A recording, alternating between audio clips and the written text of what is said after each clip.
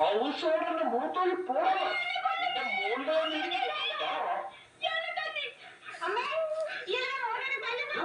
ഞാൻ ഈ പിശാചിനെ തല്ലുന്നില്ല.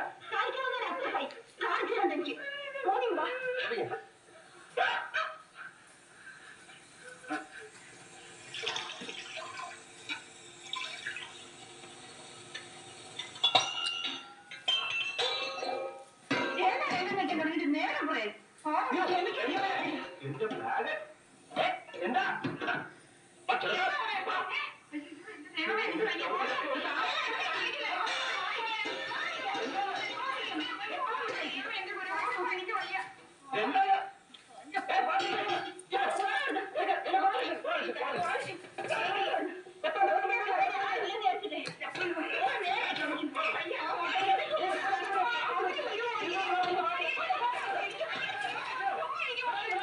എന്താണ്ട് അങ്ങോട്ട് പോകണ്ട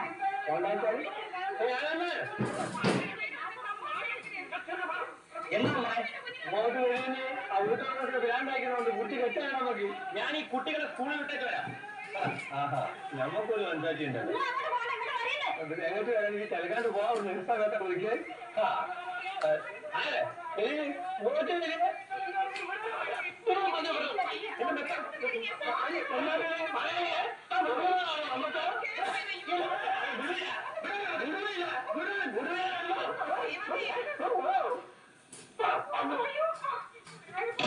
അല്ല നമ്മൾ അയലക്കാരെ മഹാചെത്തുകളാണ്.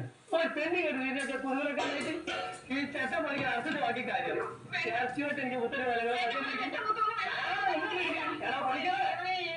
നാളെ പണിക്ക് ഡയലി വാങ്ങി കൊടുക്കാം. കുത്തി കൊല്ലാൻ മാലാക്കി കൗത്തിലിടും.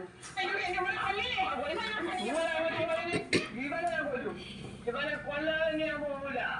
ഈ ചോര വേണം, പണിക്ക് ചോര വേണം.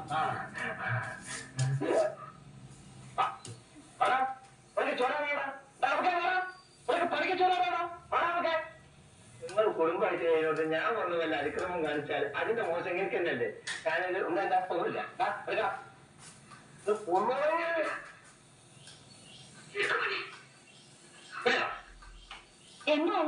എന്തെങ്കിലും ആയിക്കോട്ടെ, നമ്മളിതിന് വേണ്ടാത്തതിൽ തലയിടാൻ പോകുന്നതാണ് ഞാൻ ഇപ്പോൾ ആലോചിച്ചു കൊണ്ടിരിക്കുന്നത്.